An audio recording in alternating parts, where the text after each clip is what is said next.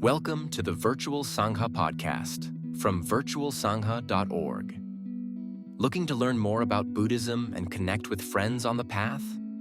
Or maybe you're an experienced practitioner and you enjoy keeping a beginner's mind. Wherever you're at in your journey, you're invited to visit virtualsangha.org to browse our resources there and connect with our supportive and inclusive community on Discord. Find the link in the show notes for more information. And now, on with the show.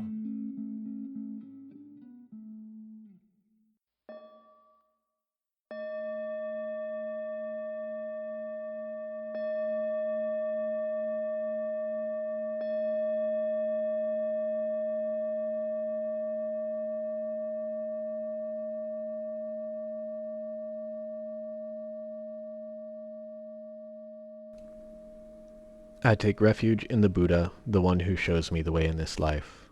Buddham saranam gacchami. I take refuge in the Dharma, the way of understanding and of love. Dhammam saranam gacchami. I take refuge in the Sangha, the community that lives in harmony and awareness. Sangham saranam gacchami.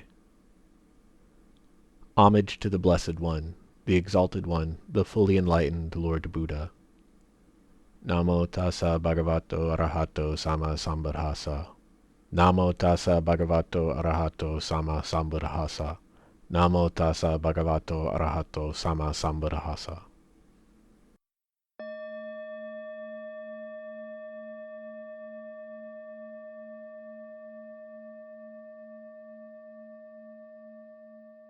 Alrighty, thank you again, everybody, for joining me. So today we are going over the Great Disciples of the Buddha chapter on Ananda from our book club, which Adam was so gracious as to volunteer to present on this chapter. So I look forward very much to what Adam has to share. And then I believe Lemmy mentioned in the book club channel that he might have some notes to share as well. So I'll go ahead and hand it over to Adam.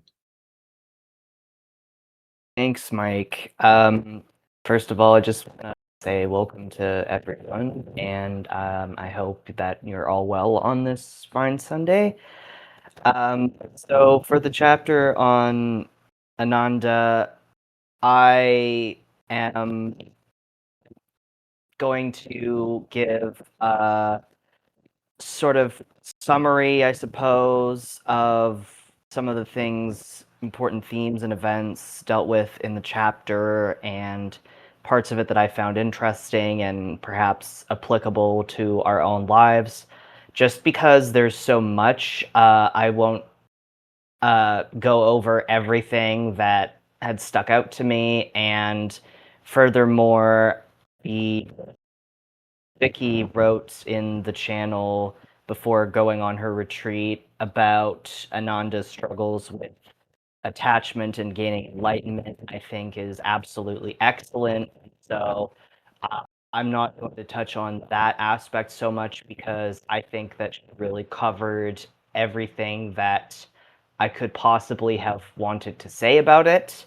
And then I'm going to end with a question about a particular piece of the chapter that I am sort of struggling to understand, which Vicky had also touched on.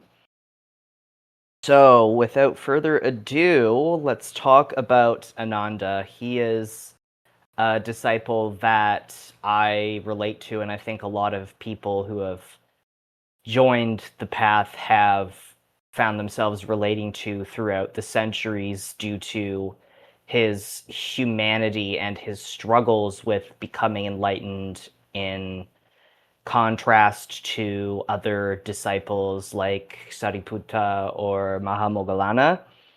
And he is presented as special among the disciples due to the circumstances of his coming into being in the form known as Ananda, coming from the same heavenly realm as the Buddha, born in the same caste and on the same day, and that extended into his previous lives, which were often intertwined with those of the being who would become the Buddha Gautama, and the text gave numerous examples It also depicts that in pretty much all of these instances, the future Buddha Gautama was perhaps the wiser of the two of them, as the examples that it gave of when Ananda was a king and him a servant, or when he was a king and Ananda became raised to co-ruler. Ananda would find himself unhappy with the wealth and power he had accrued, or tempted by greed and wanting to seize sole control. And so this sort of foreshadows that even in his previous lives, Ananda did struggle with his attachment to worldly desires such as material wealth or political power, and that it was a lives-long struggle for him to give up piece by piece his earthly attachments until finally in his life as Ananda he would be able to forego these and attain arahantship. In spite of his issues with attachment, Ananda is demonstrated as an exceptionally humble individual. He refused initially to become the Buddha's attendant when the Buddha requested one, and he refused to offer himself because he believed that only the Buddha would know who was best suited for the job, and that he would not become the attendant if the Buddha asked, unless the Buddha would agree to some favors of his, negative and positive, so that he not be receiving anything from the Buddha that had been given to the Buddha, that things which were offered to Ananda or given to Ananda, he be allowed to pass on to the Buddha. And that humility reflects a deep love and admiration for the Buddha, which I find interesting is presented as both a positive and a negative in Ananda's life as a whole, because on the one hand, his deep love for the Buddha made him into an incredible attendant. It kept him humble, and it, I am sure, inspired his excellent memory to keep all of the Dhamma that the Buddha had taught crystal clear in his mind, and to convey that to anybody who was interested in the teachings. But at the same time, that attachment also kept him at the level of a stream enterer for many years of his life, and was the last hurdle that he had to overcome before attaining arahantship. So it presents in the story of Ananda the idea of a love for the Buddha as two sides of the same coin in a way, which I find very interesting, because that's a struggle that I think we all have to overcome on our own, is to find the balance between those two sides. Now, aside from being the attendant of the Buddha, the chapter also goes into Ananda's existence as a teacher and an excellent scholar, and that's, I suppose, another part of why I feel a connection to him as someone who's been a lifelong academic. I've been in university for over a decade now, so it's very close to my own heart.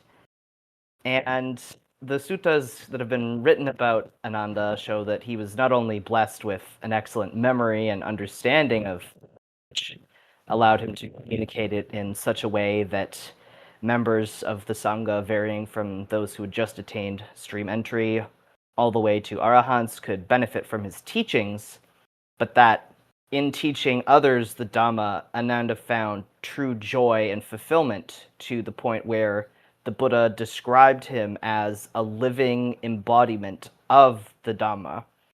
And during the Buddha's lifetime, even though Ananda had not yet become an arahant, he was still spoken of with incredibly high praise by the Buddha, even though there were other disciples, many of whom had proceeded further down the path than him. I find is incredibly uplifting and hope-inspiring for all of us, as it shows that any one of us, as long as we have our feet on the path and are willing to try our best to walk forward, have it in us to fully understand, embrace, and live the Dharma in a way that brings joy to both ourselves and others long before we even attain enlightenment. Another section of the chapter talks about Ananda's central role in founding the Order of Buddhist Nuns. And his intercession on the behalf of women was based on his compassion, which again and again comes up in the text, as seeing the physical exertion that women went through to journey to the Buddha to ask to be allowed into the order, and the emotional distress that they felt after having been rejected, moved Ananda to argue on their behalf by saying that since the Buddha agreed that a woman was equally capable of stream entry or becoming an arahant as a man was, that women should be allowed to practice the same ascetic lifestyle as men, because it would be far more difficult for them to attain these stages down the path while running a household. And he also specifically mentioned the kindness of the Buddha's own stepmother who raised him, and that such a virtuous woman would no doubt be capable of stream entry if there was a path open for her to follow. Now, the text emphasizes that Ananda's intercession is not proof that the Buddha did not want to establish an order of nuns, and indeed it says that every Buddha has established an order of nuns throughout the history, but rather it was to impress upon the male followers of the Dharma, and especially to Ananda, who would play a central role in building the order of the nuns, that there would have to be certain protocols put into place in order to prevent sexual misconduct and personal attachment, which indeed it goes on to mention that Ananda struggled with because he felt a particular closeness to the nuns' order, a central role in establishing it, and that he would sometimes struggle to let himself go when nuns perhaps acted in ways that was not becoming of students of the Dharma. The final section of the chapter and the sections that we did for this week are probably the ones that most people, both who are listening right now and students of the Dharma as a whole, are most familiar with, as they detail the contents of the Buddha's last days told in the Parinibbana Sutta, and they recount Ananda's enlightenment and role in the first council. Now, there were several quotes in this section that I wanted to just recount because I think that they are both excellent pieces of advice as well as just important to the history of Buddhist practice throughout the centuries as well. The first one is on page 162 of the book, which in my PDF, it's 194 of the PDF. And this lays out the 7 rules to ensure that the Sangha flourishes after the Buddha's bodily passing and attainment of final enlightenment, in which he says the bhikkhus should assemble frequently and should conduct their affairs amicably. They should not make new rules, but obey the old ones. They should honor the elders of the Sangha and give heed to their advice. They should resist craving, enjoy solitude, and practice mindfulness at all times, so that like-minded persons would be attracted, and those who were already living the holy life would be happy. Now, this quote would go on to become the basis of a lot of the discussion at the first council, and so it was very applicable then for figuring out how to go forward, but I think even now, thousands of years in the future, even though we are not monks, at least none of us are yet, I think they still provide excellent guidelines for how we can live as lay practitioners of the Dharma. A digital Sangha like the one we're in now helps us to connect with people practicing the Dharma all over the world.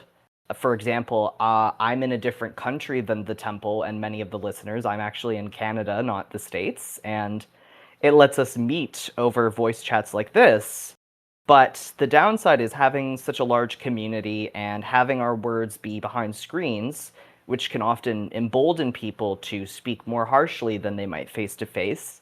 We have to take extra care to be mindful and friendly in our conversation and discussion, and thus keep our affairs amicable.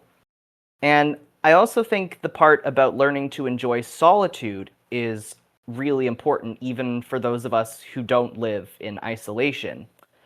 I've lived alone for a few years now, so I've had more time to get used to solitude than those who have always lived with family or roommates or partners most of their lives. But I think it's crucial, even for those of us who don't live alone, to explore solitude and to get used to it.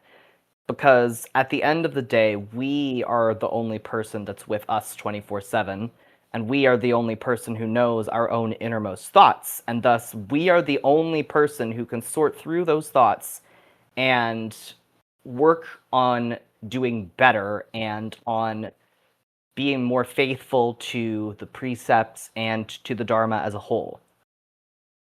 Another important concept that this section details is the origin of the concept of taking refuge, which arose from Ananda's question to the Buddha about whether he would provide final instructions for how the order of monks should function after his attaining final nirvana. Now, when Ananda asked this, the Buddha rejected this question, saying that he had already taught the Dharma without distinguishing between esoteric, i.e. specialized technical knowledge, or exoteric, which is broadly accessible knowledge, and that he had not held anything back nor viewed himself to be of sole possession. And the quote about refuge is on page 164 of the book, which is 196 of the PDF, where the Buddha then goes on to console Ananda by saying, "Each of you should be an island unto yourself. Dwell with yourself as a refuge, and with no other as your refuge. Each of you should make the Dhamma your island. Dwell with the Dhamma as your refuge, and with no other as your refuge." Now, when I read this quote, I was struck by the fact that it is, of course, far different than the refuge that we take now, in that the form of taking refuge, what we recite, has changed over the years. And so, for anyone who might know, or at least be aware of the ways in which the concept of refuge has changed over the eons, I'll admit that's something that I'm fascinated by, and if anybody has any insight, then I would be most grateful if they could share. And otherwise, I will definitely be looking it up on my own, because the idea of the fact that it has changed so much over the years into the three gems, as where here it is just you must take refuge in yourself and in the Dharma, is very interesting to me. Now, at the end of the chapter, the role on the first council and Ananda's attainment of arahantship, I had traditionally heard of this or remembered it as being simply that the council required all members who attended to have attained arahantship, and thus Ananda, who was the only one who had not yet done so, made a steadfast attempt to meditate and to free himself of the last cankers so that he could attain arahantship and thus be admitted into the council. But in this text, it says that actually, initially, he had been admitted simply due to his overwhelming knowledge of the Dharma, and thus he was seen as an indispensable figure, even though he had not attained arahantship, but that Anuruddha changed this to say that he must attain arahantship before attending, almost as a sneaky way of mentoring him and spurring him on to let go of those last vestiges of attachment. And the fact that they left a seat for him, even though he had not attained arahantship until the morning of the council, shows the faith that Anuruddha and the others had in Ananda's abilities. And I think that this is another excellent and applicable lesson to us, because It's more important than ever to have faith in somebody when they're struggling, not in spite of the fact that they are struggling, but because they are struggling, as the person who may have difficulty finding faith in the code that they are trying to live by or in themselves, which Vicky touched on in her response to Ananda's difficulties in attaining arahantship, and that it was faith that he was struggling with. And so I think that the faith of Anuruddha and the other disciples that he could attain arahantship, combined with the faith of the Buddha saying that he was destined to do so, made all the difference for him. And I think that that can make all the difference for us instead. So now I'm going to move on to a couple of pieces of the text that I had questions about. The first one was the way the author Hecke described the Parinibbana Sutta, which is on page 161 of the text, and that's 193 of the PDF. And the author described the sutra as the beginning of the decline of the Dharma, which will disappear with the passage of time until a new Buddha arises, and therefore he urges us to practice the Dharma while we still have a chance. And I'll admit, I never really considered the idea that a new Buddha could arise that would subsume Shakyamuni Buddha as the central Buddha in the faith, and that a new Dharma might arise to supplant the one that we currently practice. I had never heard or read anything like this before, so I'm curious if this is viewed as an unorthodox belief or a belief only held by a minority, or just what sort of discourse there's been on such an idea overall. And the second portion of the text that I sort of struggled with, which Vicky also mentioned being confused by, is page 140 of the book, or 172 of the PDF, where the Buddha admonishes Ananda for how the sewing lesson he hoped to make turned into a casual conversational session. And the text says that whoever finds his whole happiness in togetherness has no access to the bliss that can only be won in seclusion. Even if such a person attains meditative absorption, that attainment will be fragile, easily shaken, and lost. For a person who relishes companionship, it will be still more difficult to attain final liberation. And yet, as Vicky said, later in the chapter, Ananda asks the Buddha about friendship and whether it is worth half of the holy life, to which the Buddha responds, "Noble friendship is the entire holy life." Now, of course, he says that this is friendship with the Buddha, and so today, many centuries after his parinibbana, our friendship with the Buddha is not a physical friendship, but rather a spiritual one that dwells inside of us. And I, of course, understand the concept of attachments and their central role in causing suffering or dukkha and preventing us from progressing down the path, as is the central theme, really, of Ananda's life story. But what I suppose I'm curious about is just struggling to find a balance between having meaningful friendships and relationships, because human beings thrive on positive social interaction and connection with this statement. I mean, I do live alone and I spend plenty of time alone and don't suffer for it, but I know that if I were to stay completely alone, then it would take a heavy toll on my health and my sanity. So how could I or any other student of the path reconcile the innate human need for social connection with this teaching in order to help me grow as a follower of the Dharma? And for both this question and any others I've raised, I would be most grateful if anyone had any insight to provide.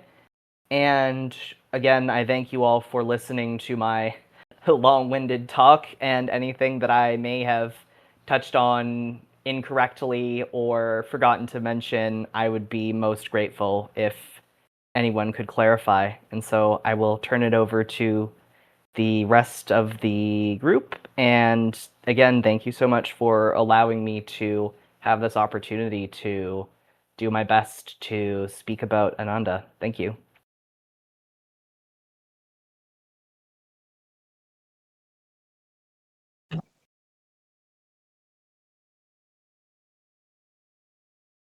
Thank you so much, Adam. That was amazing. I would listen to you like talk and teach on any chapter.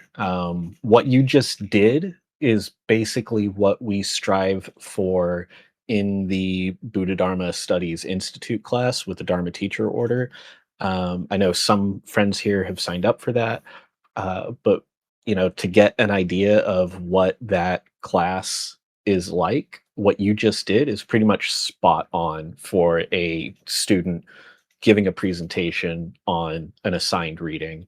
You obviously gave it a lot of attention, a lot of personal reflection, brought up some great questions, and that was awesome. So thank you very, very, very much. Anytime that you want to volunteer with anything book club or just feel inspired to offer, share anything, just please speak up, let me know, and I will happily turn over the floor and the microphone to you. There were a few notes that I took while you were reading. The first is that we have some friends who like to be engaged with the virtual Sangha, but don't love all the pings and the noise and the technology involved with Discord. They will be listening through the podcast and they will be subscribed to the email newsletter. So they would not have seen Vicky's write-up. So I'll go ahead and read that for the benefit of anybody who wasn't able to read it in the book club channel. So Vicky writes, Ananda's story demonstrated a love for the people around him that was tinged with attachment, such as grieving Shariputra's bodily death and soon after that of the Buddha's. The fact that these stories are recorded for such an accomplished disciple shows both the difficulty and the necessity of non-attachment towards other sentient beings. Knowing Ananda suffered like this, we can easily relate to our own experiences of loved ones' illness and passing. We become aware of the challenges and opportunities such events give to our own practice through his experience. The Buddha stressed the importance of refuge in oneself and the Dharma as an antidote to such grief. This means that knowing the Dharma as thoroughly as Ananda had is not exactly the key. Rather, one must truly rely and offer faith to the Dharma and oneself.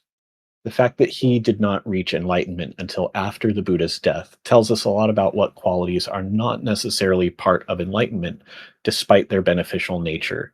For example, his impeccable memory did not directly bring him to enlightenment, nor did his modesty, his desire to learn, his kindness and conscientiousness. In fact, the Buddha specified that Ananda had the relevant qualities to teach the nuns, despite not being an arhat. What seemed to be missing for Ananda was an inward attention through meditation, as he was focused outwardly towards serving others and obtaining oral records. It was only when he let go for a moment to rest that his enlightenment came. So yeah, that was Vicky's write-up there. Some of the questions that you mentioned about the age of decline, the Dharma disappearing from the world, that is a fascinating topic that we could go into. Could be its whole thing, and I'll try not to take up too much time because I'd love to hear what Lemmy has to offer and anybody else who might want to chime in and share their views or experiences. But the disappearance of the Dharma is something that is written about in a lot of places throughout the Dharma. And one of the big signs that the Dharma is disappearing from the world is when it becomes performative, when it just becomes repeating rituals and becomes a hollow veneer of practice. That's when the Dharma disappears from the world. When it becomes, as Lemmy just wrote in the chat, Dharma in name only, as referenced in the Lotus Sutra. So yeah, that's kind of one of the big signs, is when it's performative and it exists in name only and is only exists as an attachment to rituals. And so when we're not really doing the practice, when we're not really living it anymore, that's when the Dharma disappears. On the subject of healthy friendship, you we have this kind of tension between the idea of what the Buddha says, let the Dharma be your teacher. Don't appoint any other, teacher in Buddhism after the Buddha passes away, and take refuge unto yourself, be a lamp unto yourself, be an island unto yourself. This is kind of reflected in the three refuges that we recite as part of the that we inherit from the Plum Village tradition. Is taking refuge in the Buddha in myself. I aspire to help all people recognize their own awakened nature, realizing the mind of love. Taking refuge in the Dharma in myself, I aspire to help all people fully master the ways of practice and walk together on the path of liberation. Taking refuge in the Sangha in myself, I aspire to help all people build fourfold communities to embrace all beings and support their transformation. So it's a recognition of our own capacity to walk the path. The tradition of I take refuge in the Buddha, I take refuge in the Dhamma, and I take refuge in the Sangha is first and foremost an inward act, because it is the Buddha in your mind, the Dharma in your mind, and the Sangha in your mind that you're taking refuge in. Because all of this is a mental activity, and we pair it with our words and our actions, but our mental activity is what leads to our words and our actions. So anything external is always going to be secondary to whatever process is happening internally. So even saying I take refuge in the triple gem has a little silent asterisk at the end of it that has to do with our own mind. And there can be some practices in different traditions that make more of an other power kind of approach, praying for intercession by the bodhisattvas and stuff like that. And I'm not going to get into the weeds on that too much, but just offering that perspective of how, yes, even taking refuge in the Buddha, the Dharma, and the Sangha is taking refuge in the Buddha, the Dhamma, Sangha in your own mind, the triple gem in your own mind. And then our job as practitioners is to purify our minds, cultivating those qualities of the triple gem in our minds by interacting with the triple gem out in the rest of the world. So if my ideas about the Buddha, the Dharma, and the Sangha are clouded with delusion, if I have misinterpreted a sutta, if I have some wrong idea about the Buddha or the Sangha, then that needs to be purified, that needs to be fixed, that needs to be corrected. And that's why we come together and practice. So it is a balance of like, okay, the Buddha, the Dharma, the Sangha as it exists outside of ourselves, but it's first and foremost always the Buddha, the Dharma, the Sangha within ourselves. So hopefully I didn't make that too confusing. So, and I'm sorry, I feel like I got like kind of off track. Healthy friendship. I know I mentioned that, and then I jumped over to my other notes about refuge in the self. Yeah, that healthy friendship, that's another one where there's kind of a tension between the two topics where it's good friendship is all of the spiritual life, and also good, enjoying solitude, and anybody who clings to the company of friends is not going to make much progress on the path. So in the question of friendship is the whole of the holy life versus anybody clinging to their friends isn't going to make a lot of progress on the path, the way to understand that is the healthy friendship that is not like codependent and clingy. A good friend will support you and encourage you in taking time for yourself when you need it. So good friendship is not contradicting the idea of enjoying solitude. And enjoying solitude does not contradict the idea of good friendship. There needs to be right conditions, right time, right place for each of them. And any friendship where a friend bothers you if you're not giving them enough attention, or is being doesn't like it when you hang out with other friends, like there's all kinds of petty, jealous kind of sort of things that can be expressed in a toxic friendship where they're not encouraging you to practice, they're not encouraging you to keep the precepts, they're not encouraging you, and they don't even have to be Buddhist. A good friend who is not Buddhist will also encourage you to be sober, to be nonviolent, to take care of your health. Like, these are all things that any good friend would encourage you to do, including taking time for yourself when you need it and being a confident and complete person on your own. If they try to set up any kind of dynamic where you are dependent upon them for a sense of completion, then that would not be a healthy friendship. So those are my responses to your talk and the notes that I took while you were speaking. Thank you very much. And I will now hand it over to Lemmy.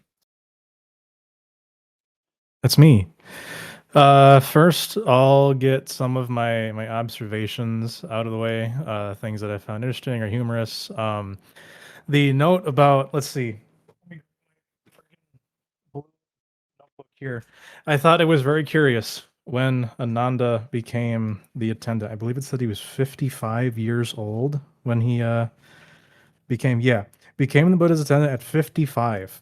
So in case anybody is worried they're, not doing enough with their life, it took Ananda until he was 55 to get there. So we got that going for us. At the same time, also about the age question, at the end of the reading, when Ananda asks the Buddha to lay down the monastic rules, and he says, "What else do you want from me, dog? I have established the Dharma. I'm an old man. Leave me alone."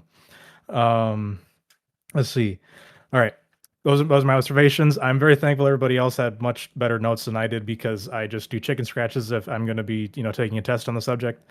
So what happened this week is I had a few conversations with a friend of mine, and I want to say the first time in my life, compelled me to write what I could only describe as a sermon. So I have a friend who is much younger than I am. He's 20 years old. He's not at university. He's less of a shut-in than I am, but has less social experience than I do. Making a very interesting cocktail of a human being, and leading him to be prone to situations like happened this week. So this friend had background information. I was compelled to give this, what happened was I just spoke my thoughts. I think it was Thursday evening, just off the cuff, because a few things sort of connected in my mind. First was when the monks are grilling Ananda during the council, and I want to read that section in case we don't remember here. Let's see. I'm on my Kindle. Buddha's, no, not there. All right, give me a sec.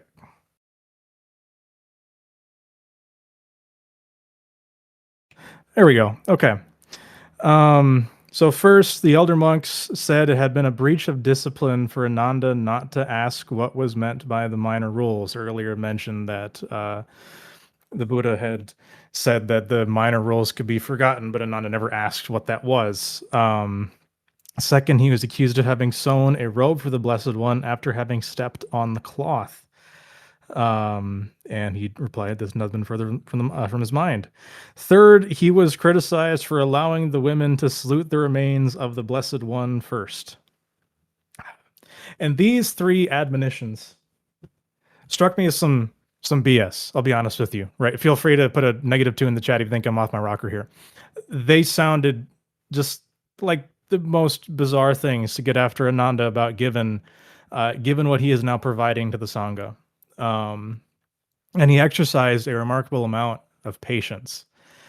And this made me think of what happened with my friend, because he has a friend group, and there was a bit of a disagreement over a protracted period with one of those friends. There was a misunderstanding in terms of expectations and what behaviors meant what and things like that. I will keep everything as vague as possible, but I'm sure people understand what I'm talking about. And he came to me for advice, because I'm apparently the wise old man at 28 years old. And I told him how I personally would handle the situation. Unfortunately, he doesn't always know what small details may affect these interpersonal interactions and leads to even more issues. But again, I don't really blame him for it because I don't know how he was supposed to know.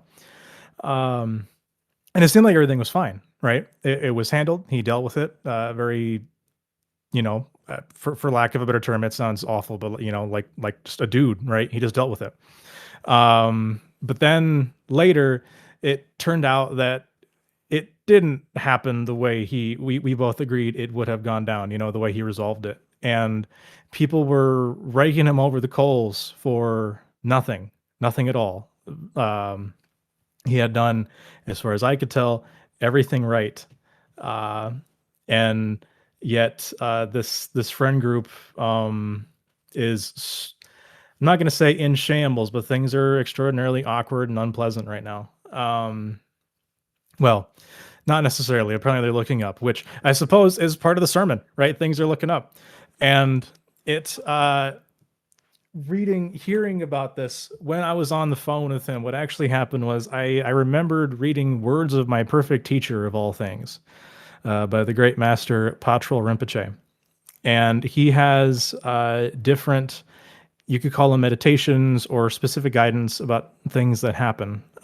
So I will turn to that in my copy here. It's on page 240.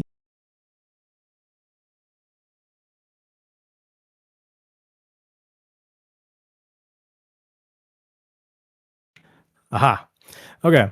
So the reason I recalled this particular line, now granted, I have not memorized the book and I've only read it once. But the actions of my friend here, despite all of the nonsense people have been throwing at him all week, apparently he has been non-reactive. He hasn't even been trying to defend himself from the accusations, which has caused some consternation with the other people. Because, I mean, if he's not trying to defend himself, he obviously must have done something wrong, right? That's how normal people think of these things, or I suppose those who haven't encountered the Dharma. So I'll read Patrul Rinpoche's. It's not really a chapter, but I'll read the part that I gave to my friend here. He's not a Buddhist, so he's never heard of this guy, and has certainly not heard these teachings. This is part 231, patience when wronged. This type of patience should apply when you're attacked, robbed, or defeated, insulted to your face, or slandered behind your back. Instead of getting annoyed and reacting angrily, you should respond positively with loving kindness and compassion. If you lose patience and give way to anger, a single fit of rage can destroy the effects of the good actions you have accumulated over 1,000 kalpas, as mentioned in the Way of the Bodhisattva. Shantideva says, good works gathered in 1,000 ages, such as deeds of generosity or offerings to those gone to bliss, a single flash of anger shatters them. And again, no evil is there similar to hatred, nor austerity to be compared with patience. Steep yourself, therefore, in patience, in all ways, urgently, with zeal. Remembering the ills that anger brings, strive to cultivate patience in all circumstances. Padampa Sangha says, to hate enemies is a delusion caused by karma. Transform your actions, transform your vicious thoughts of hatred, people of Tingri. And Atisha says, do not get angry with those who harm you. If you get angry with those who harm you, when are you going to cultivate patience? And this is the part that I thought was most apt for the situation, but I had to give the preamble, I guess. It's not really a preamble, but we can call it that for this situation. Whenever someone hurts you, insults you, or accuses you unjustly, the effect, as long as you do not lose your temper with that person or bear a grudge, will be to exhaust many of your past negative actions and obscurations. By developing patience in such circumstances, you can accumulate abundant merit. Consider all who wrong you, therefore, as your teachers. As it is said, if there were no one with whom to get angry, with whom could you cultivate patience? The reading goes on, but that was the extent of what I offered my buddy. And it stuck with me, right? Because I don't think I'm alone in believing that patience isn't necessarily always going to win you trophies, at least where I live. responding with patience to certain circumstances can usually make you look pretty weird and isolate you from other people who are reacting in a more worldly fashion, right? And as my friend told me how he had responded to the accusations leveled against him, I was taken aback, and I said honestly that I don't know if I would have responded as patiently as you have. This is not. I do not know him as a man of patience, right? He's generally more impulsive than I am, and that being said, he seems also very good natured. Uh, and there doesn't at the time there didn't seem to be a reward for being patient, right? It seemed like things were just going to fall apart anyway. Um, and I thought about Ananda with those, again, to me, weird accusations about just stuff that happened, right? Like, how was he supposed to know any better? And I think had Ananda responded negatively to these admonitions, right, as a worldly person or someone uninitiated might do, uh, we might have a very different written Dhamma today. There might have been disagreements over what Sariputta felt compelled to tell people, like, oh, they're going to treat me like this. Maybe I don't tell them everything. Maybe I keep it to myself, you know?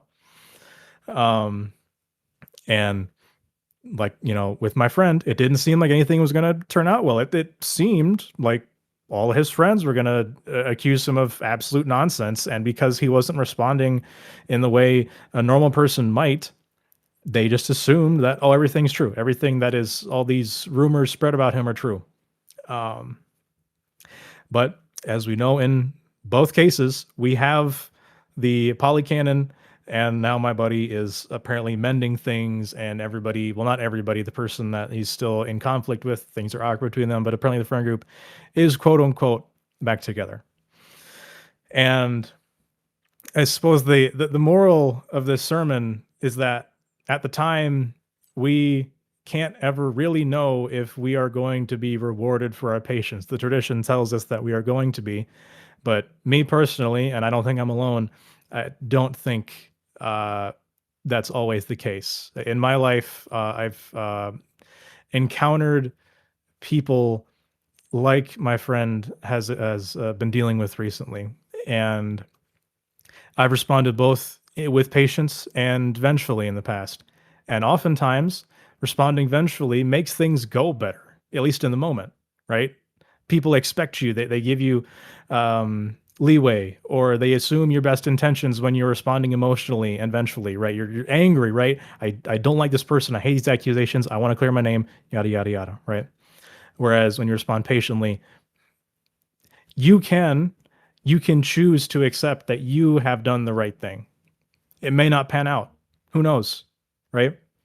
But in Ananda's case, we have the polycanon now. We have this amazing source of wisdom in all the teachings that came afterward.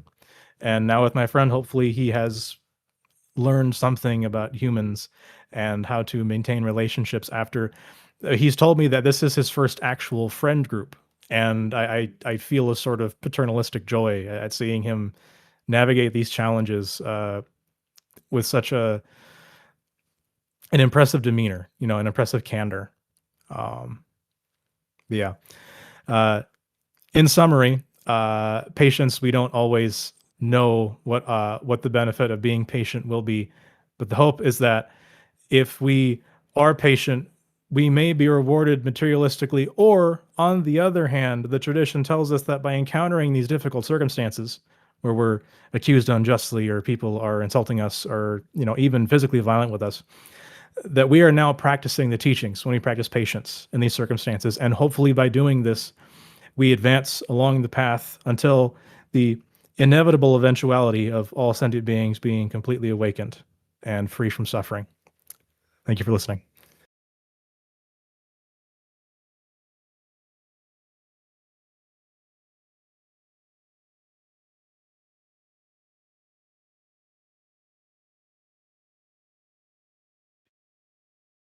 Thank you, Lemmy. That was I always love hearing about how our study and practice is applied in daily life and when it helps others. I had a teacher once tell me never help others. That's an interesting thought. What he was getting at, what he was saying is that there's this idea of others not being able to help themselves or not being able to support themselves, or there's like a disempowering idea when we go to help others. But um our when we offer them something that supports them in helping themselves, when we offer them something that um, empowers them and gives them tools to navigate and solve things on their own, that's always something to celebrate. We're not helping them; we're supporting them and helping themselves. And that sounds like what you were doing, and that's I bow to your efforts and actions there. Um, we are at the top of the hour now, so we've got to wrap it up here. I will leave the floor open for a few moments while I take some mindful breaths. If anybody has anything else they'd like to offer, feel free to um, unmute yourselves and offer any responses or thoughts to anything we've talked about today. And then after we've had a few mindful breaths, I will um, share the merit and close out our meeting today.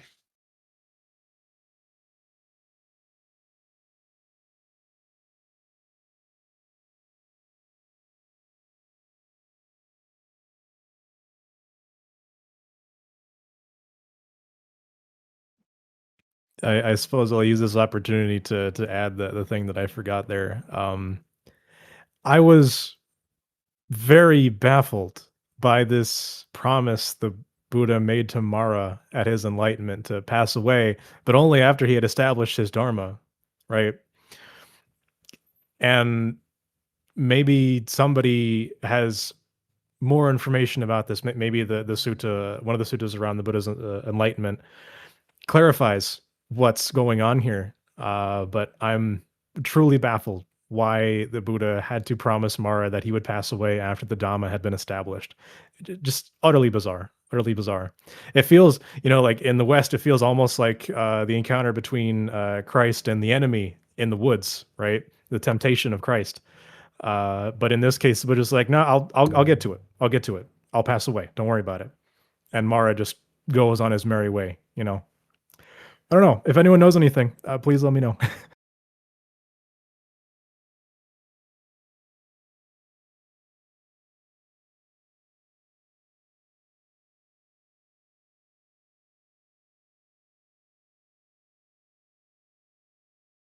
Yeah, I'll offer some my thoughts on that is Mara was afraid that the Buddha would continue on and stay in the world for an eon, for a very long time.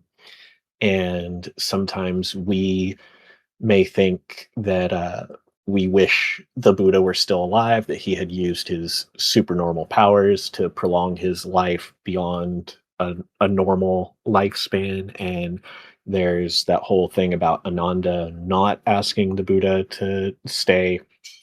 I think that it reflects that the enlightened one could have prolonged his lifetime if he wanted to, but we it is beneficial for our study and practice to remember that Siddhartha Gautama was born a human and that he accomplished his works within the span of one mortal lifetime and then he passed away.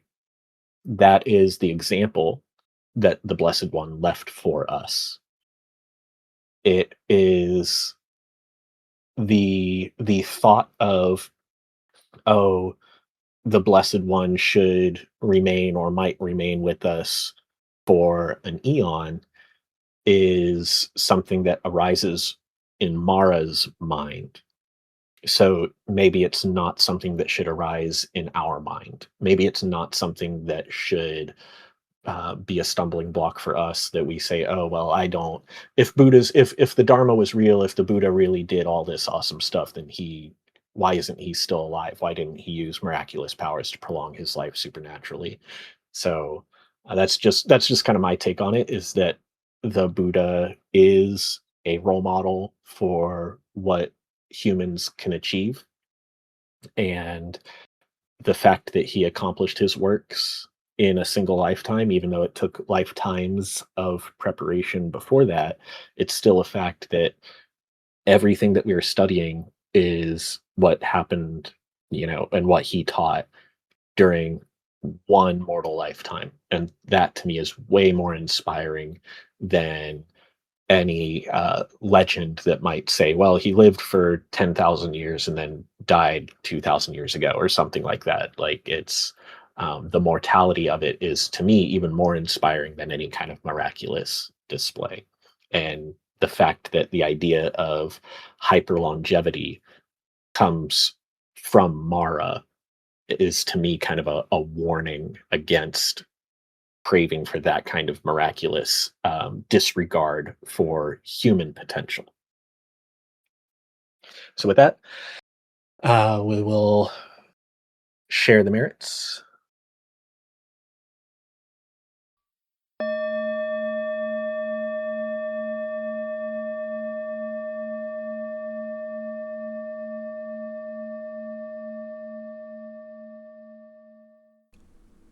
Reciting the sutras, practicing the way of awareness, gives rise to benefits without limit. We vow to share the fruits with all beings. We vow to offer tribute to parents, teachers, friends, and numerous beings who give guidance and support along the path.